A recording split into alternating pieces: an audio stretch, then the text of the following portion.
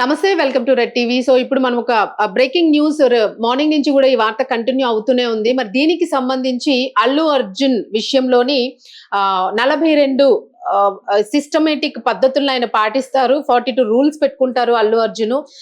దీనికి సంబంధించి ఒక బ్రాండ్ స్ట్రాటజర్ బారువా ఆవిడ కమెంట్ చేయడం అయితే జరిగింది. కావేరి బారువా ఒక ఇంటర్వ్యూలోనైతే చెప్పారు. మరి దీనికి సంబంధించి ఆవిడ ఎందుకు కామెంట్ చేశారు, ఎందుకంత డీటెయిల్డ్ గా చెప్పాల్సి వచ్చింది? సో ఈ డీటెయిల్స్ అన్ని కూడా అందించడానికి మా కరెస్పాండెంట్ ఆదిత్య ఉన్నారు, వారితో మాట్లాడదాం. ఆదిత్య, చెప్పండి శౌర్య. సో ఏంటి డీటెయిల్స్? అంటే ఎందుకు ఇప్పుడు అల్లు అర్జున్ ని టార్గెటెడ్ గా చేశారని అనుకోవచ్చా, లేదు అది జనరల్ గా ఫ్లో లో ఆవిడ చెప్పారా, దీన్ని ఒక ప్లాన్ కింద ఎవరైనా చెప్పించారు అని అనుకోవచ్చా? సో ఏ రకంగా తీసుకోవచ్చు, ఎందుకు అల్లు అర్జున్ టార్గెట్ అవుతూ ఉన్నారు ప్రతిసారి? రైట్, ఇది నిన్నటి నుంచి కూడా దేశవ్యాప్తంగా చర్చనీయాంశంగా మారిపోయింది. ఎందుకంటే అల్లు అర్జున్ గారి క్రేజ్ అలాంటిది, ఆయనకున్న మార్కెట్ అలాంటిది, దాంతో ఆయన పైన చేసిన కామెంట్స్ కాబట్టి ఇవి వైరల్ గా మారిపోయాయి. అంటే ఈమె ఎవరైతే బ్రాండ్ స్ట్రాటజర్ కావేరి బరువా ఉన్నారో ఆమె ఏం చెప్పింది అనేది ఒకసారి మనం చూసుకుంటూ వస్తే, ఆమె అంటే అల్లు అర్జున్ గారితో గతంలో ఒక యాడ్ షూట్ చేశారు. సో ఆ టైంలో తను ఎటువంటి ఎక్స్పీరియన్స్ ఫేస్ చేశాను అని చెప్పేసి ఒక ఇంటర్వ్యూలో అయితే చెప్పారు. ఆయన కలిసే ముందు మేనేజర్ 42 రూల్స్ పెట్టాడని చెప్పేసి కూడా ఆమె చెప్పడం జరిగింది. ఆ 42 రూల్స్ లో కొన్ని ఆమె ఎగ్జాంపుల్ గా కూడా చెప్పారు.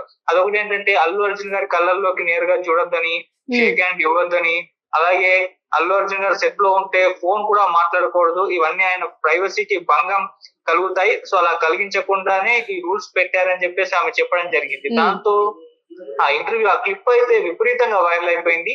దీన్ని మేజర్ గా బాలీవుడ్ మీడియా ఫుల్ గా వైరల్ చేసి అల్లు అర్జున్ గారి పైన ఆయన రెప్యుటేషన్ ని దెబ్బతీసే విధంగా వాళ్ళ సోషల్ మీడియాలో ప్రచారం చేయడం అయితే జరిగింది. సో అలా ఆ స్థాయిలో అయితే ఆ కామెంట్స్ అయితే వెళ్ళిపోవడం జరిగింది. సో దీనిపైన పిఆర్ టీం కూడా, అల్లు అర్జున్ గారి పిఆర్ టీం కూడా రెస్పాండ్ అయింది.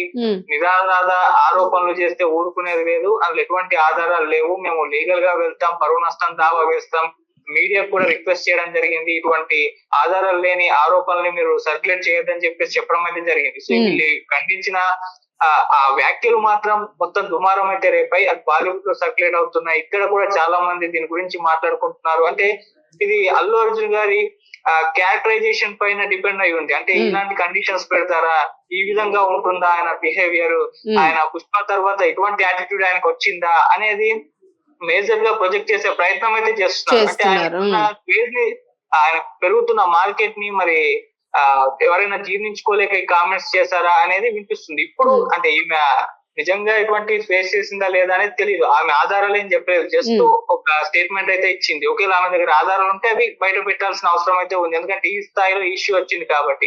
ఇక ఇంకోటి చూసుకుంటే ఇప్పుడు బాలీవుడ్ మీడియా ఎందుకు దీన్ని ఇంతలా ప్రచారం చేస్తుంది అనేది చూస్తే, ఇప్పుడు అల్లు అర్జున్ గారి క్రేజ్ ని మాత్రం తట్టుకోలేక ఈ విధంగా చేస్తుంది అనేది చాలా మంది చెప్తున్నారు. పుష్ప తర్వాత తన క్రేజ్ ఎలా మారిపోయిందో చూసాం. బాలీవుడ్ లో ఈవెన్ తెలుగు రాష్ట్రాల్లో పుష్ప మూవీ పెద్దగా పర్ఫామ్ చేయకుండా బాలీవుడ్ ఆడియన్స్ దాన్ని భుజాల మోస్తారు, భారీ విజయాన్ని అందించారు. ఇక పుష్ప 2 1800 కోట్లు కలెక్ట్ చేసిందంటే అది బాలీవుడ్ మార్కెట్ లో ఆ స్థాయిలో కలెక్షన్స్ రాబట్టింది కాబట్టి. ఆయన బిహార్ లో ఒక రిలీజ్ ఈవెంట్ పెడితే అక్కడ జనం అసలు మామూలుగా రాలేదు. అంటే ఒక తెలుగు యాక్టర్ కి అలా ఆ రేంజ్ లో బిహార్ లో పబ్లిక్ రావడం అనేది సో అప్పుడే అర్థం అయిపోతుంది ఆయన క్రేజ్ ఏంటో. సో ఇది అక్కడ బాలీవుడ్ లో వాళ్ళకి నచ్చలేదు అనేది ముందు నుంచి ఒకడైతే ఉంది. బాలీవుడ్ లో సినిమాలు పెద్దగా పర్ఫామ్ చేయకపోవడం, ఇక్కడ నుంచి టాలీవుడ్ యాక్టర్స్ వెళ్ళి అక్కడ బాలీవుడ్ ని రూల్ చేయడం, అది ప్రభాస్ గారు అయినా కావచ్చు లేకుంటే అల్లు అర్జున్ గారు కావచ్చు, అక్కడ రూల్ చేయడంతో వాళ్ళకు నిద్ర పట్టలేదు. ఎందుకు ఇప్పుడు ప్రభాస్ గారి పైన కూడా ఇటువంటి కామెంట్స్ చేశారు. ఆఫ్టర్ బాహుబలి తర్వాత ఆయన రేంజ్ ఎలా పెరిగిపోయిందో చూసాం. సో దాన్ని కూడా బాలీవుడ్ జీర్ణించుకోలేకపోయింది. ఆ తర్వాత వచ్చిన ఆయన సినిమాలని విపరీతంగా ట్రోల్ చేయడం మొదలు పెట్టారు. ఆదిపురుష్ కావచ్చు, రాధేశ్యామ్ కావచ్చు, ఇలా చాలా వరకు ట్రోల్ చేశారు. అర్షద్ ఖాన్ అని చెప్పేసి ఒక యాక్టర్ ఉంటారు, ఆయన తీవ్రంగా ప్రభాస్ గారిని జోకర్ అని చెప్పేసి కామెంట్ చేశారు. ఆయన కూడా పెద్ద స్థాయి అయిందో మనకు తెలిసిందే. సో అలా ఎప్పటికప్పుడు బాలీవుడ్ దగ్గర నుంచి అయితే ఇటు మన టాలీవుడ్ యాక్టర్స్ పైన, స్టార్ హీరోస్ పైన కొన్ని కామెంట్స్ అయితే చేస్తున్నారు. ఈవెన్ ఇటు వార్ 2 వచ్చినప్పుడు లేకుంటే ఆదిపురుష్ వచ్చినప్పుడు ఒక చర్చ కూడా జరిగింది. కావాలనే బాలీవుడ్ డైరెక్టర్స్ మన టాలీవుడ్ హీరోస్ ని ఈ విధంగా, అంటే వాళ్ళ స్టార్డమ్ ని తట్టుకోలేక ఇటువంటి సినిమాలు తీసి వాళ్ళకు భారీ ఫ్లాప్ ఇస్తున్నారా అనే చర్చ కూడా వచ్చింది. ఆదిపురుష్ చూసాక అసలు ఆ మొత్తం కూడా అందరు షాక్ అయిపోయారు. ఇదేం సినిమా, అసలు రామాయణం అంటే ఎలా తీయాలి, ఏనేం తీశారు, ఇది రామాయణమే కాదని చెప్పేసి ఆ స్థాయిలో ప్రభాస్ గారి పైన అంటే ఆ బాహుబలితో ఆయన ఎంత సంపాదించుకున్నారో అది పుష్తో అలా కొద్దిగా పోయడం అయితే జరిగింది. అది బాలీవుడ్ డైరెక్టర్ కి వేసేసారు ఆయన ఖాతాలో. ఇది కావాలనే తీశారు, కావాలనే ప్రభాస్ గారు పరువు తీయడానికి సినిమా తీశారని చెప్పేసి కూడా అప్పట్లో కూడా చర్చ జరిగింది. అలా ప్రతిసారి కూడా ప్రభాస్ గారి దగ్గర నుంచి అల్లు అర్జున్ గారి దగ్గర వరకు అయితే టాలీవుడ్ హీరోస్ పైన ఒక విషయం చిమ్మే ప్రయత్నం అయితే జరుగుతుంది. అది బాలీవుడ్ దగ్గర నుంచి జరుగుతుంది, అది కావాలనే చేస్తుంది అన్న చర్చ ఇక్కడ కూడా వస్తుంది. ఇప్పుడు సందీప్ రెడ్డి వాంగ్ గారి సినిమా కూడా ఉంది, స్పిరిట్ సినిమా. అందులో దీపికా పదుకొనే గారు యాక్ట్ చేశారు.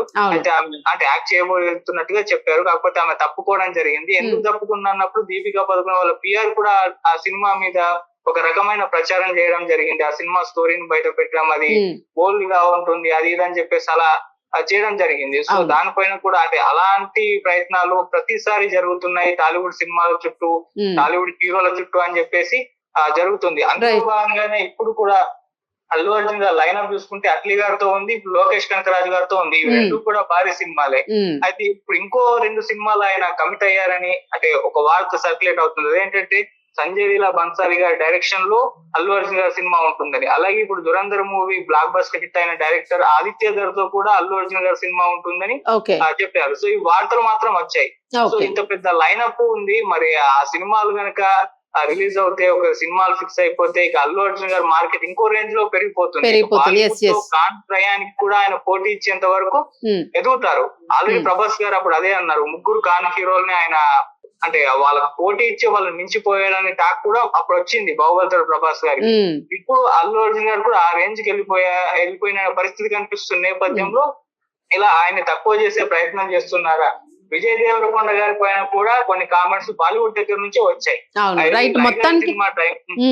లైగర్ సినిమా టైంలో అంటే విజయ్ దేవరకొండ గారు ఒక పెద్ద హీరో, టైర్ 1 హీరో, ఆయనే స్టార్ హీరో అన్నట్టు ప్రొజెక్ట్ చేశారు. తీరా చూస్తే ఆయన తీసిన 9 సినిమాలు 2 తప్పితే ఇంకా పెద్ద సినిమాలు ఏమి లేవని చెప్పేసి ఒక బాలీవుడ్ లో ఒక యాక్టర్ ఒక ఇంటర్వ్యూలో చెప్పడం జరిగింది. అలా ఆయన్ని కూడా తక్కువ చేసే ప్రయత్నం చేశారు. ఎందుకు? విజయ్ దేవరకొండ గారు కూడా బాలీవుడ్ లో మార్కెట్ పెరిగింది, అక్కడ హీరోయిన్లు కావచ్చు, హీరోలు కావచ్చు, తమ ఫేవరెట్ యాక్టర్ అని చెప్పేసి విజయ్ దేవరకొండ అని చెప్పేసి పలు ఇంటర్వ్యూలో చెప్పడం జరిగింది. అలా బాలీవుడ్ లో ఆయన కూడా మార్కెట్ పెరిగింది. ఆ టైంలోనే ఇటువంటి కామెంట్స్ వచ్చాయి. బాలీవుడ్ లో మార్కెట్ సంపాదించుకుంటున్న హీరోలందరి పైన అక్కడ నుంచి ఏదో ఒక కామెంట్ వీళ్ళపై రూమర్స్, కామెంట్స్ అయితే క్రియేట్ చేస్తూ ఉన్నారు. రైట్, మీరు అన్నట్టు ఎగ్జాక్ట్లీ అదే కనిపిస్తూ ఉంది ఇక్కడ. ఇప్పుడు మరి అల్లు అర్జున్ కి సంబంధించి పిఆర్ టీమ్ ఎలాంటి యాక్షన్ తీసుకోబోతుంది అంటే, వ్యాఖ్యల్ని ఇలాగే వదిలేయడానికి కుదరదు కాబట్టి సో కేసు ఫైల్ చేస్తారా అనే వార్త వినిపిస్తుంది. కేసు ఫైల్ చేశారా? ఎలాంటి డిస్కషన్స్ జరిగినాయి దీనికి సంబంధించి? కేసుకు సంబంధించి అయితే ఉండకపోవచ్చు, పరువు నష్టం దావా వేసే అవకాశం అయితే ఉంది. అంటే ఆమె ఎవరైతే ఈ కామెంట్స్ చేశారో అయితే క్షమాపణలు చెప్పాలి, లేదంటే పరువు నష్టం దావా ఎంతో కొంత అమౌంట్ వీళ్ళు ఇక్కడ నుంచి పంపిస్తారు, అంత కట్టాల్సిందే, ఇది అల్లు అర్జున్ గారి రెప్యుటేషన్ సంబంధించి ఉంటుంది కాబట్టి అని చెప్పేసి చెప్తుంటారు. అంటే పరువు నష్టం దావా ఇది, దీంట్లో జైలు శిక్ష లాంటివి ఏమి ఉండవు, కానీ జస్ట్ ఏదైతే కొంత అమౌంట్ వాళ్ళు పెడతారు, 10 కోట్ల పరువు నష్టం దావా అంటారు, 20 కోట్లు అంటారు, అలా వేసే అవకాశం అయితే కనిపిస్తుంది. ఇంత దాకా వెళ్తుందా లేకుంటే వాళ్ళు రియాక్ట్ అవుతారా చూడాలి. సో అటు పక్క నుంచి ఆ ఇంటర్వ్యూ చేసిన యాంకర్ మాత్రం దీని పట్ల రెస్పాండ్ అయినట్టుగా తెలుస్తుంది. ఆమె ఆ ఇంటర్వ్యూని అంటే ఆ క్లిప్ ను కూడా డిలీట్ చేశారు, కాకపోతే అప్పట్లోపే ఇది సర్క్యులేషన్ అయిపోయింది. ఇప్పుడు దాన్ని ఏం చేసినా పోదు. సో వాళ్ళ పైన దాడులు జరిగాయని చెప్పేసి కూడా ఆమె రియాక్ట్ అయింది. అంటే సోషల్ మీడియాలో దాడులు పెరిగిపోయి అల్లు అర్జున్ గారి అభిమానులు మమ్మల్ని కామెంట్ చేసేస్తున్నారు, మా ప్రొఫైల్ లోకి వచ్చి కామెంట్స్ పెడుతున్నారు అంటూ ఆమె కూడా ఆ రకంగా వాపోవడం జరిగింది. ఇది ఆటోమేటిక్ గా జరుగుతుంది. స్టార్ హీరో పైన మీరు ఆరోపణలు చేసినప్పుడు ఆ స్టార్ హీరో ఫ్యాన్స్ ఊరుకోరు, అది కంప్లీట్ గా దాడులు చేస్తూ ఉంటారు. మీరు వితౌట్ ప్రూఫ్స్ ఎప్పుడైతే ఇటువంటి ఆరోపణలు చేస్తారు, ఇది కామన్ గా ఏ హీరో కన్నా హీరోయిన్ కన్నా ఇలాంటివి అయితే జరుగుతుంది. సో ఆ రకంగానే వాళ్ళు ఫేస్ చేశారు, ఆ వీడియో డిలీట్ చేశారు, కాకపోతే అది అప్పటికే వైరల్ అయిపోయింది. వాళ్ళ దగ్గర నుంచి మన దగ్గర ఆధారాలు ఉన్నాయని ఎవరున్నాయని ఏం చెప్పలేదు, ఇది ఒక జస్ట్ స్టేట్మెంట్ అయితే ఇచ్చారు. ఇప్పటి వరకు అయితే పిఆర్ టీం లీగల్ గా అయితే పరువు నష్టం దావా వేస్తామని చెప్పేసి ప్రకటించారు. మరి ఎప్పుడు వేస్తారో చూడాలి. ఈ లోపు వాళ్ళు రియాక్ట్ అయ్యి క్షమాపణ చెప్తే అంత పెద్ద ఇష్యూ అయితే అవ్వదు. లేదా దీన్ని ఇష్యూ చేయాలనుకుంటే మన దగ్గర ఆధారాలు ఉన్నాయని చెప్పేసి వాటిని బయట పెట్టే ప్రయత్నం చేస్తే ఇంకా ముందుకెళ్లే అవకాశం అయితే కనిపిస్తుంది. సో మరి ఎక్కడి వరకు వెళ్తుందో చూడాలి. Right, thank you Aditya. Thank you. So ఇది ప్రస్తుతం అల్లు అర్జున్ కి సంబంధించి కాదు, ఓవరాల్ గా టాలీవుడ్ నే బాలీవుడ్ టార్గెట్ గా దీన్ని ఎక్కడన్నా చూసుకుని ఫైర్ చేస్తూ ఉంది అనేది అయితే ఇక్కడ అర్థమవుతూ ఉంది. పాన్ ఇండియా లెవెల్లోని టాలీవుడ్ రంగం అనేది దూసుకుపోతుంది కాబట్టి ఇది జీర్ణించుకోలేకే ఇట్లాంటి దాడులకి పాల్పడుతున్నారు అని చెప్పేసి కూడా ఆరోపణలు వినిపిస్తూ ఉన్నాయి. మరి దీనికి సంబంధించి ఏవైతే కామెంట్స్ చేశారో బారువా చేసిన కామెంట్స్ ప్రస్తుతానికైతే మాత్రం పూర్తిగా సోషల్ మీడియాలో వైరల్ అవుతున్నాయి. అలాగే సోషల్ మీడియాలోని ఏ టీవీ ఛానల్ అయితే ఇంటర్వ్యూ చేసిందో వీళ్ళ మీద సోషల్ మీడియాలోని ఉన్న అల్లు అర్జున్ ఫ్యాన్స్ అందరూ కూడా డైరెక్ట్ గా అటాక్ చేయడం కనిపిస్తూ ఉంది. సో దీన్ని ఫేస్ చేయలేక వాళ్ళు ఇప్పుడు ఈ వీడియోను కూడా డిలీట్ చేశారు అనేది కూడా తెలుస్తుంది. అయితే దీనికి సంబంధించి ఆల్రెడీ వీడియో సర్క్యులేట్ అయిపోయింది కాబట్టి వీడియో ప్రసార మాధ్యమాల్లో పూర్తిగా వైరల్ అవుతూనే ఉంది. కంటిన్యూస్ గా అది అందరూ చూస్తూనే ఉన్నారు.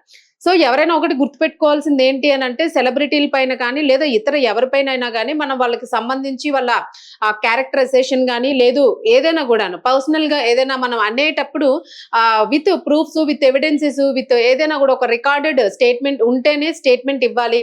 లేని పక్షంలోనే ఇస్తే ఇలాంటి పరువు నష్టం కేసులను అయితే ఫేస్ చేయాల్సి ఉంటుంది. సో మరి ఇప్పుడు తనకి బారువాకి ఎంత వేస్తారు, కావేరీ బారువాకి ఎంత ఫైన్ వేస్తారు కోర్టులోని అనేది అయితే మాత్రం ఇంకా సస్పెన్స్ గానే ఉంది. మరి వీళ్ళు పరువు నష్టం కింద ఎంత ఎక్స్పెక్ట్ చేస్తున్నారు, వాళ్ళు సారీ చెప్తారా లేదా చెప్పాల్సిన పరిస్థితి అయితే ఉంది ప్రస్తుతం చూసుకుంటే.